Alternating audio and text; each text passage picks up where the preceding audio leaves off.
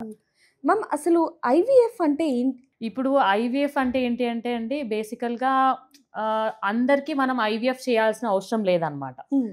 So, IVF అంటే ఏంటి అంటే పీరియడ్ వచ్చిన సెకండ్ డే నుంచి మనం ఎవరికి చేస్తామంటే బేసికల్‌గా చాలా సార్లు ఐయుఐ ట్రై చేశాము. 1 ఇయర్ వరకు కూడా న్యాచురల్‌గా ట్రై చేశారు.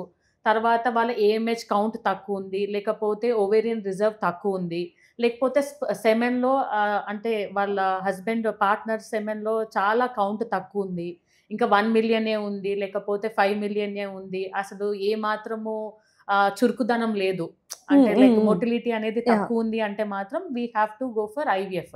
ఇంకొకటేంటి అంటే ట్యూబ్స్ ఉంటాయన్నమాట. Hmm. Where is that is the pathway for meeting అంటే ఎగ్ ఇంకా స్పెర్మ్ మీట్ అవ్వడానికి ఫెర్టిలైజేషన్ అనేది మనకి ట్యూబ్‌లోనే జరుగుతది. ఫెలోపియన్ ట్యూబ్‌లో.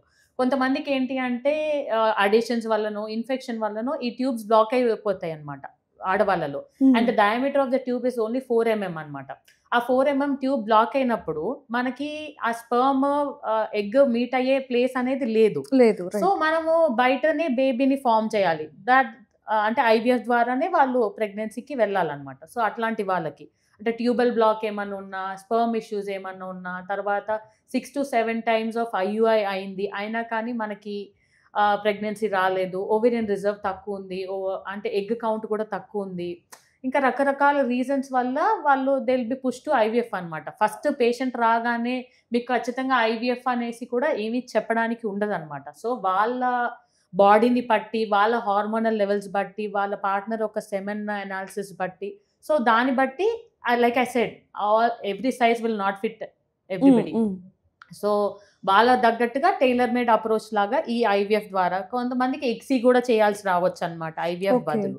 So, depending on their situation వాళ్ళ ఏజ్ బట్టి, how much eager they are for pregnancy అనేది బట్టి కూడా ఉంటుందనమాట.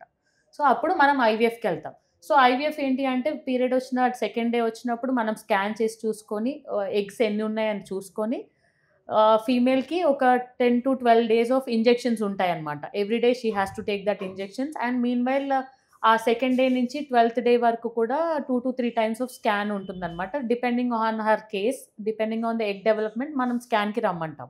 సో, అలా ఇంజెక్షన్స్ ఇస్తూ మనం అన్ని ఎగ్స్ అన్నమాట. ఇటు సైడ్ ఉన్న ఓవరీలో ఉన్న అన్ని ఎగ్స్, ఇటు సైడ్ ఓవరీలో ఉన్న అన్ని ఎగ్స్‌ని టార్గెట్ చేస్తాం.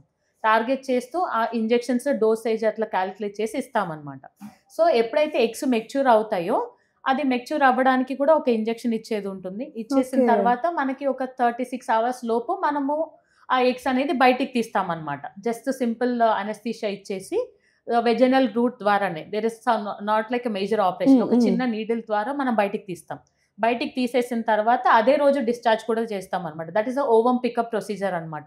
It is very painless. There is nothing to worry about that. Okay. ఈ ఇంజెక్షన్స్ అనేవి మీరు ప్రతిరోజు డాక్టర్‌ని కలవాల్సిన అవసరం లేదు. జస్ట్ స్కాన్ అయిపోయిన తర్వాత 4 డేస్‌కి ఒక టైప్ ఆఫ్ ఇంజెక్షన్ ఉంటుందన్నమాట. మళ్ళీ ఫిఫ్త్ డే ఒక స్కాన్ చేసి డోసేజ్ ఏమన్నా చేంజెస్ ఏమన్నా ఉన్నాయో చూసుకొని అలా దాన్ని ఉంటుందన్నమాట. బట్టి ఉంటుంది. దాన్ని బట్టి ఉంటుంది. తర్వాత ఎగ్ తీసిన తర్వాత భర్తది స్పెర్మ్ తీసుకొని, సెమెన్ అనాలిసిస్ తీసుకొని, తర్వాత దాన్ని ఐవీఎఫ్ ఆర్ ఇక్సీ ద్వారా చేసి మనం ఎగ్‌ని అంటే 2 కలపడం అన్నమాట. ఎగ్‌ని ఇంకా స్పెర్మ్‌ని కలిపేసి బేబీస్‌ని ఫార్మ్ చేస్తామన్నమాట. Day 3 baby or day 5 embryo అంటాము. Okay. So, day 3 embryo, day 5 ఎంబ్రియోని ఫార్మ్ చేసేసి అది ఫ్రీజ్ చేస్తామన్నమాట.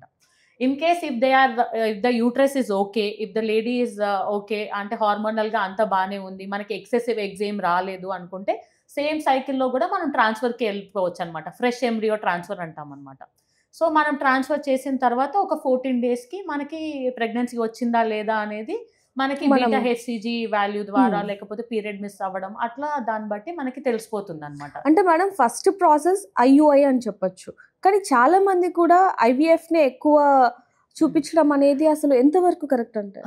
Let me tell you.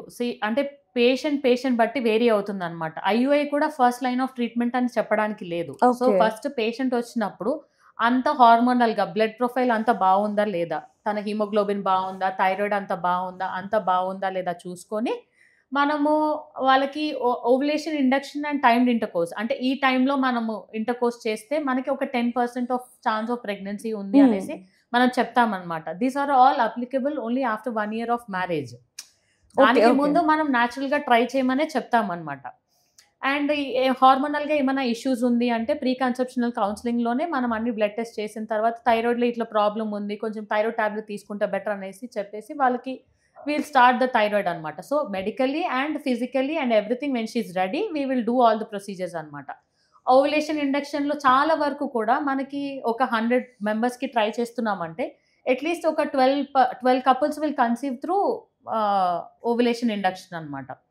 అలా ఓవులేషన్ ఇండక్షన్లో మనం ఏంటి అంటే సేమ్ ఇలానే డే 2 ఆఫ్ పీరియడ్లో మనం స్కాన్ చేసి ఎగ్ డెవలప్మెంట్కి అయ్యేలాగా మనం మైల్డ్ మెడిసిన్స్ ఇస్తామన్నమాట. అవసరమైతే కొన్ని ఇంజెక్షన్స్ ఇవ్వాల్సి రావచ్చు. అది ఇచ్చేసిన తర్వాత డిపెండింగ్ ఆన్ ద పేషెంట్ ఆ ఎగ్ డెవలప్మెంట్ బట్టిని కూడా అంటే సెమెన్ అనాలిసిస్ చేసి కూడా అది కూడా బాగానే ఉంది అనుకుంటే ఎవ్రీథింగ్ ఇస్ ఫైన్.